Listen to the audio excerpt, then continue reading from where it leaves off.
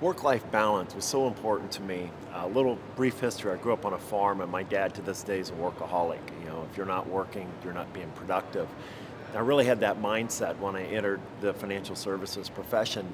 And I see a lot of my peers, burning themselves out. I was one of those. I mean, I had very little relationship early on with my family. I didn't take care of myself personally. And I thought that's what you had to do in order to have success.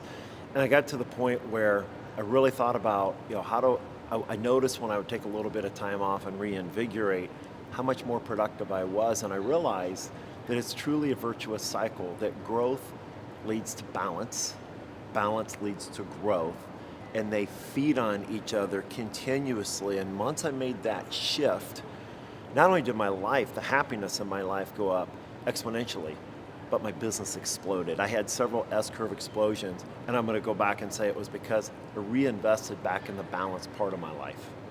When I set goals for work-life balance, I look at family, I look at personal, and I look at professional.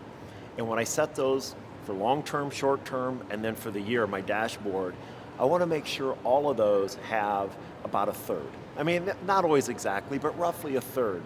And when I do my 6 most and vital one every day, I list them in order of priority, and then I say, is this part of one of those 3 categories of goals? And you wanna be achieving all of them about the same. You don't wanna have one category where you're only achieving 20% and your work goals you're achieving 80 or 90% because it tells me I'm getting out of balance. And the other thing that I do is, I envision the end.